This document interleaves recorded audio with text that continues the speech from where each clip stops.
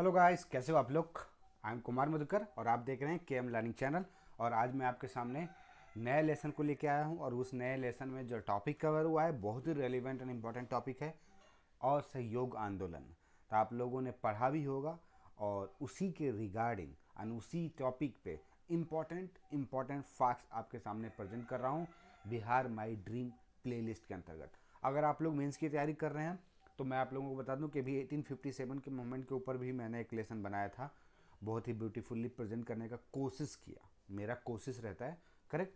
तो आप उसे देखिएगा, वो प्लेलिस्ट भी अलग से बना हुआ है, उस प्लेलिस्ट में सारे मेंस से रिलेटेड टॉपिक्स हैं। और अगर किसी तरह का मेंस का कोई टॉपिक आपको चाहिए होता है तो प्लीज़ आप मुझे कमेंट बॉक्स में लिखकर उस टॉपिक का नाम बताकर भेज दीजिए and I will try my best to present that lesson for your mains. Okay, चलिए हम शुरू करते हैं। नॉन कॉपरेशन मूवमेंट, असहयोग आंदोलन। असहयोग आंदोलन आप लोगों को पता है कि 1920 से 1922 तक का चला। सो नॉन कॉपरेशन मूवमेंट और सहयोग आंदोलन बेसिकली अगर आप देखेंगे तो खिलाफत आंदोलन के साथ में ही चला। हालांकि खिलाफत आंदोलन का ऑल इंडिया कॉन्फ्रेंस जो दिसंबर नवंबर 1919 में हुआ था, वहीं पे पहला डिसीजन लिया गया कि भाई ब्रिटिश गवर्नमेंट के साथ कॉपरेशन नहीं किया जाएगा। याद होगा पिछली वीडियो में हम लोगों ने डिस्कस भी किया, करेक्ट। अब नॉन कॉपरेशन मूवमेंट को फुल्ली एंड कंप्लीटली हाईलाइट करने के लिए कोलकाता के कांग्रेस सेशन में इस बात पे चर्चा किया गया, जो कि 1920 की बात है, करेक्ट। इसका मतलब है कि खिलाफत मूवमेंट पहले लॉन्च हो गया, करेक्ट, एकदम फैक्चुअल पॉइंट है। सो कलकत्ता का सेशन जब हुआ था 1920 के लगभग, आई थिंक कि सितंबर के आसपास हुआ था, उसमें इस बातों की चर्चा की गई कि भाई ब्रिटिश गवर्नमेंट के साथ जो खिलाफत आंदोलन चलाया गया है उसमें हमें सपोर्ट करने के साथ साथ हमें सिर्फ सपोर्ट नहीं करना है बल्कि हमें पार्टिसिपेट भी करना है। सो कलकत्ता सेशन में पहली बार नॉन कोऑपरेशन मूवमेंट से रिलेटेड फुल्ली इंडोर्समेंट के पॉइंट ऑफ व्यू से पूरा खाका तैयार किया गया, फ्रेम तैयार किया गया, ध्यान रखिएगा, करेक्ट। जिसमें कि बहुत तरह की बातें थी कि नॉन कॉपरेशन करना है तो फॉरेन क्लोथ्स को डिस्ट्रॉय करना है, नहीं यूज़ करना है, इन सारे बातों को जो जो एजेंडा था वो कोलकाता के कांग्रेस सेशन में रखा गया, प्रपोजल रखा गया, अडॉप्ट भी किया गया, रिजोल्यूशन भी पास किया गया। But finally it was not passed by Kolkata Congress session, finally it was passed by Congress session in its annual session in December 1920, correct. तो ध्यान रखिएगा कि नॉन कॉपरेशन मूवमेंट से दोनों सेशन इंपॉर्टेंट हो जाता है, कलकत्ता का सेशन और नागपुर का सेशन। कलकत्ता के सेशन में सारे प्रपोजल्स रखे गए, एजेंडा रखा गया, उसे माना भी गया, बट फाइनली पर उसे वहाँ से पास नहीं किया गया था। लेकिन नागपुर का सेशन जब दिसंबर में एनुअल सेशन जिसको बोलते हैं वार्षिक बैठक हुई 1920 के दिसंबर में, तब जाके उसी सारे इंडोर्समेंट एंड एजेंडा को यहाँ पे इंडोर्स किया गया, मीन्स कि फाइनली एक्सेप्ट कर लिया गया, रिजोल्यूशन पास कर दिया गया और गांधी जी के हाथ में ये बागडोर सौंप दिया गया, करेक्ट। अब यहाँ तो देखिएगा नागपुर का सेशन जो है बहुत ही इंपॉर्टेंट हो जाता है। या उससे पहले मैं एक और बात बता दूं कि यहाँ पर अगर आप सीरीज में देखेंगे तो देखिएगा खिलाफत आंदोलन तो हुआ ही दिसंबर के, नवंबर 1919 में खिलाफत ऑल इंडिया खिलाफत कॉन्फ्रेंस का मीटिंग हुआ था, वहीं पे विड्रॉल की बात हुई थी, नॉन कॉपरेशन की बात हुई थी। कलकत्ता का सेशन हुआ, कलकत्ता का सेशन उसके बाद फिर देखिए 1 अगस्त 1920 को नॉन कॉपरेशन मूवमेंट को लॉन्च किया गया। आपको पता ही है कि पूछा जाता है कई बार कि नॉन कॉपरेशन मूवमेंट या असहयोग आंदोलन कब लॉन्च किया गया था, तो 1 अगस्त 1920 को। और उसी दिन सुबह में हमारे महान नेता जिनको कि वैलेंटाइन चिरोल ने क्या बोला था, फादर ऑफ इंडियाज अनरेस्ट, है ना, तो असंतोष के पिता के तौर पे, तो उनकी मृत्यु हो गई सुबह में। मैं इसलिए ये स्टेटमेंट बार बार दोहराता हूँ ताकि आपको याद हो जाए, और पूछा गया है। तो 1 अगस्त 1920 को नॉन कॉपरेशन मूवमेंट को लॉन्च किया गया और उसी दिन सुबह में उनकी मृत्यु हो गई। नागपुर के सेशन में फाइनली ये नॉन कॉपरेशन मूवमेंट को ऑफिशियली या कांग्रेस के लीगली कांग्रेस के द्वारा अडॉप्ट कर लिया गया, एक्सेप्ट कर लिया गया और लॉन्च कर दिया गया, करेक्ट। मतलब क्या हुआ कि कोलकाता का सेशन अगस्त में लॉन्चिंग और नागपुर का सेशन, इस तरह से ये सीरीज में है। अब यहाँ पे देखिएगा कि कांग्रेस का जो सेशन हुआ नागपुर में, उस वक्त एक मेजर चेंज आया कांग्रेस के वर्किंग नेचर में, कांग्रेस के प्रोसीडिंग में, या कांग्रेस की मेंबरशिप में। अब जहाँ 4 आना हुआ करता था मेंबरशिप के लिए, वहाँ 1 आना था। बेसिकली मैं आपको बता देता हूँ कि पूछा भी गया है कि कौन से सेशन में कांग्रेस के संविधान में परिवर्तन आया था, तो एक नागपुर का सेशन था 1920 का। वहाँ पे ये हो गया कि असहयोग आंदोलन लॉन्च करना है, ये तो इम्पोर्टेंट बात होगी। गांधी जी को बागडोर संभालने के लिए दे दिया गया, ये भी हो गया। तीसरा इम्पोर्टेंट पॉइंट था कि कांग्रेस के सेशन में मेजर परिवर्तन लाया गया। उसका ऑब्जेक्टिव ये था कि नॉन कॉपरेशन मूवमेंट या असहयोग आंदोलन को जन जन तक पहुंचाना है, और ऐसे में जन जन तक पहुंचाने के लिए जन जन का मेंबरशिप भी तो होना ज़रूरी है। अगर हमारे कमेटी में, हमारे कांग्रेस सेशन में अगर हाई क्लास के लोग ही पार्टिसिपेट करेंगे तो जन जन तक कैसे पहुंचेंगे। इसलिए संविधान में परिवर्तन लाया गया। अब संविधान में परिवर्तन में क्या क्या आया, तो ये आया कि भाई लोकल रीजनल वर्किंग कमेटी का स्थापना किया गया। मतलब जैसे लिंग्विस्टिक बेसिस पे तो Andhra Congress working committee, regional basis पे तो मान लीजिए Bihar Congress working committee, correct. और इस तरह का वर्किंग कमेटी को का गठन किया गया, पहला चीज़। दूसरा चीज़ अब हो गया कि कांग्रेस में मेंबरशिप के लिए जहाँ 4 आने की बात होती तो वहाँ 1 आने कर दिया गया। मतलब बेसिकली ये था कि फ़ी, जो इनरोलमेंट फ़ी या रजिस्ट्रेशन फ़ी होता था किसी भी व्यक्ति को सदस्यता के लिए, उसे ड्रामेटिकली रिड्यूस्ड कर दिया गया, करेक्ट। तो इस तरह से अगर आप देखेंगे तो कांग्रेस के संविधान में काफ़ी कुछ परिवर्तन किया गया, और संविधान में परिवर्तन करने वाले प्रपोजर के तौर पे या अगुवाई करने वाले में महात्मा गांधी का ही नाम आता है, करेक्ट। चलिए, अब पूरे इंडिया में असहयोग आंदोलन का लॉन्चिंग हो गया हर जगह पे अक्रॉस। हाँ, एक चीज़ और ध्यान रखिएगा, असहयोग आंदोलन में अगर कोई एरिया लोकेटेड या हाईलाइटेड था तो वो था बिहार और यूपी, या कह सकते हैं नॉर्थ इंडिया के लोग ज़्यादा थे, इसमें कोई डाउट नहीं है, करेक्ट। अब इसी में बिहार की चर्चा कर लेते हैं कि बिहार में 28 अगस्त से 29 अगस्त, मतलब 1 अगस्त को लॉन्च हुआ था, और ठीक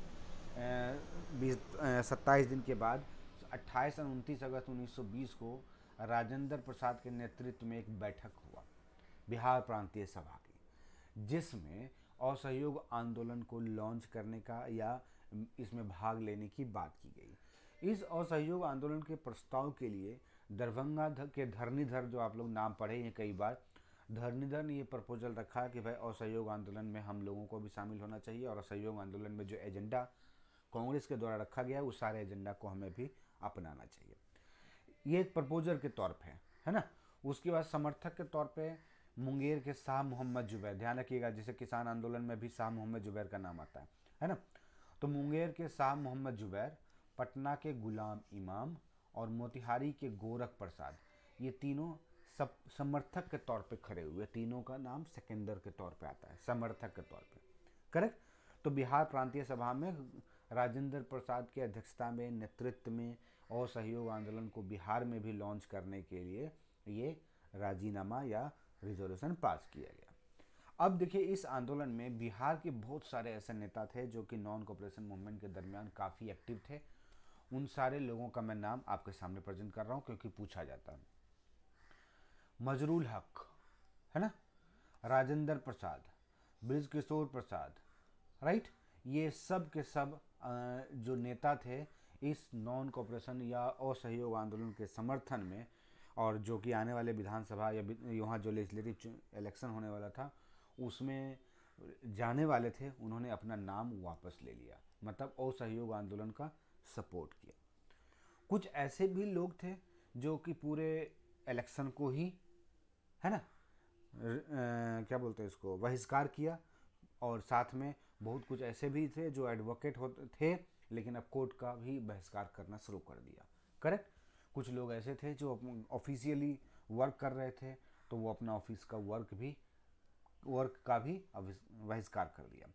अब यहाँ देखिए, कुछ ऐसे लोग जो अदालत का बहिष्कार किया था उनमें से आते हैं महेंद्र प्रसाद, अनुग्रह नारायण सिंह, ब्रिजनंदन प्रसाद।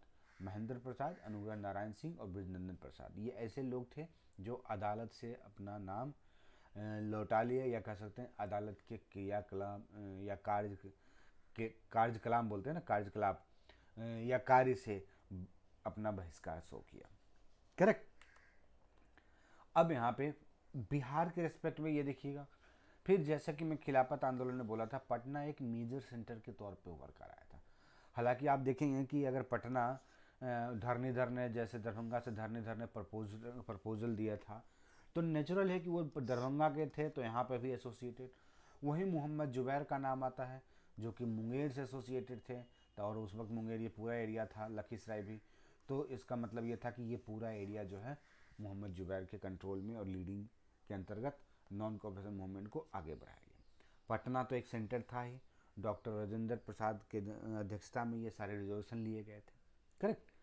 तो इस तरह से अगर आप देखेंगे तो ये सब, जैसे चंपारण वाला रीजन भी एक्टिव 1 में था, राइट। उसके बाद इधर गया का रीजन भी एक्टिव 1 था। हाँ, ये वाला रीजन, भोजपुर वाला रीजन। तो अगर ये देखेंगे तो ये असहयोग आंदोलन के दौरान ये सारे एरिया जो था बिहार का एक्टिव एरिया में से था। चलिए, अब असहयोग आंदोलन में भाग लेने वालों में न केवल मतलब कांग्रेस के सदस्य के तौर पे थे, बल्कि महिलाएं, बच्चे, पुरुष, बूढ़े, बुजुर्ग, एवरीबडी वेर पार्टिसिपेटिंग इन असहयोग आंदोलन, है ना। तो अब असहयोग, कोई अदालत छोड़ दिया, तो कोई स्कूल छोड़ दिया, तो कोई जॉब छोड़ दिया, ये सब नेचर था इस आंदोलन में। उसी दरमियान एक एजुकेशन के पॉइंट ऑफ व्यू से, चूँकि बहुत सारे स्टूडेंट्स और छात्र छात्राएं भी इस आंदोलन में भाग लिए थे और अपने स्कूलिंग टाइमिंग को या स्कूलिंग को छोड़ कर आए थे, उनके लिए बिहार विद्यापीठ का स्थापना किया गया, जिसका इनाग्रेशन 6 फरवरी 1921 को महात्मा गांधी के द्वारा किया गया। नेशनल कॉलेज का स्थापना हुआ था, आपको पता ही है। उस नेशनल कॉलेज के कैंपस में ही बिहार विद्यापीठ की शुरुआत की गई, जो कि महात्मा गांधी के द्वारा इनाग्रेशन किया गया। मजरूल हक जो एक इम्पॉर्टेंट रोल प्ले कर रहे थे असहयोग आंदोलन के दरमियान और पटना के आसपास, है ना। तो मजरूल हक को इस बिहार विद्यापीठ के चांसलर के तौर पर नियुक्त किया गया और बृज किशोर प्रसाद को वाइस चांसलर के तौर पर नियुक्त किया गया। ध्यान रखिएगा, है ना। अब मजरूल हक जो है पटना के दीघा में सदाकत आश्रम का स्थापना किया। अब ये सदाकत आश्रम का स्थापना क्यों किया गया आपको पता ही है। जनरली क्या होता है आश्रम की स्थापना, मतलब सारे यूथ और पार्टिसिपेटिंग यूथ या पार्टिसिपेटिंग मेंबर्स को प्रॉपर ट्रेनिंग देना, डायरेक्शन देना, ताकि वो असहयोग आंदोलन में या आने वाले आंदोलन के लिए तैयार हो सकें या मूवमेंट को प्रॉपरली लीड कर सकें। करेक्ट। जो कि आज के डेट में वो कांग्रेस का एक ऑफिस है ना। साथ ही उसी सदाकत आश्रम से मजरूल हक ने एक जर्नल निकाला था, न्यूज़पेपर द मदरलैंड, जिसमें इस अपनी विचार और अंग्रेज़ों के विरुद्ध के एजेंडा को प्रेजेंट किया करते थे या अंग्रेज़ों का अत्याचार के बारे में दिखाया करते थे।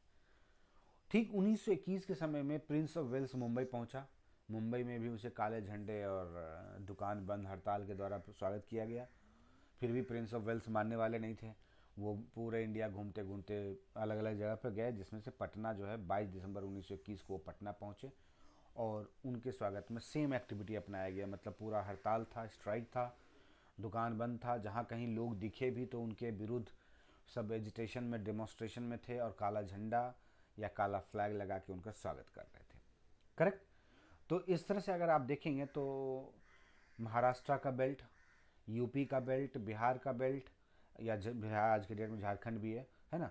तो बहुत सारे ऐसे जगह थे जहाँ पे नॉन कोऑपरेशन या असहयोग आंदोलन का बुनियाद जो है एकदम चरम सीमा पे थी। करेक्ट। और लास्टली 5 फरवरी 1922 के यूपी में गोरखपुर में चौरी चौरा या चौरा चौरी इंसिडेंट हुआ, जिसमें पुलिस लोगों को जलते हुए थाने में उठाकर फेंक दिया गया, मतलब जिंदा जला दिया गया, जिससे आहत होकर महात्मा गांधी ने इस आंदोलन को विड्रॉ करने का डिसीजन लिया गया और इमीडिएटली वो कांग्रेस वर्किंग कमेटी को ये डायरेक्शन दिए और कांग्रेस वर्किंग कमेटी का बैठक हुआ बारदोली में और 12 फरवरी के बारदोली वर्किंग कमेटी के मीटिंग में ये रिजोल्यूशन लिया गया कि भाई नॉन कोऑपरेशन मूवमेंट को या असहयोग आंदोलन को विड्रॉ कर लिया जाता है ना। तो उन्होंने इस आंदोलन को 5 फरवरी 1922 के घटना से आहत होकर 12 फरवरी 1922 को विड्रॉ कर लिया। अब इस विड्रॉल से आपको पता ही है कि इस विड्रॉल में काफ़ी लोग आहत हुए। किस तरह से भाई, वो सबको लगने लगा था कि असहयोग आंदोलन जो है पीक पे है ऐसे में इस आंदोलन का विड्रॉ करना ये सही बात नहीं है और लोगों के साथ अन्याय है, क्योंकि ऐसा लग रहा था लोगों के जोश से कि अब अंग्रेज़ों से छुटकारा मिल सकता है। इसी में नाराज़ लोगों में नाम आता है मोतीलाल नेहरू, सी आर दास, जो 1922 के गया कांग्रेस सेशन में अध्यक्षता और सेक्रेटरीशिप किए थे।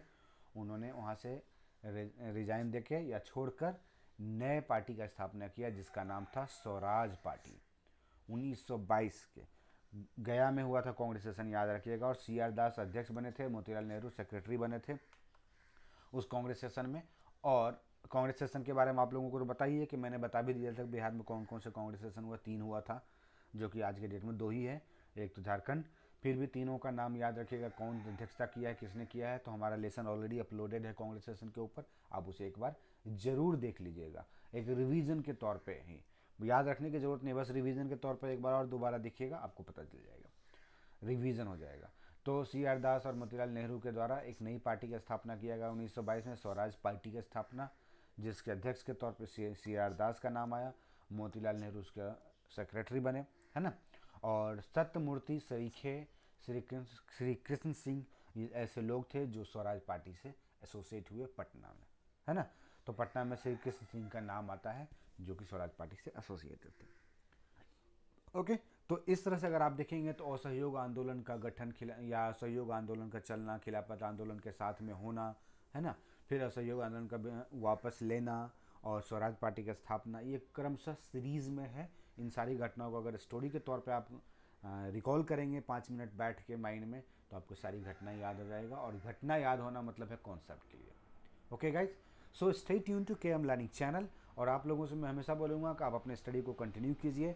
और हमारा जो वीडियो आता है आजकल इंटरटेनमेंट और रिफ्रेशमेंट के पर्पज़ से, उसमें भी अपना इंटरेस्ट जगाइए, क्योंकि म्यूज़िक जो है एक ऐसा मेलोडियस थिंग है जो आपके माइंड को रिफ्रेश करेगा और हमेशा मोटिवेट करके रखेगा। Okay guys, thank you.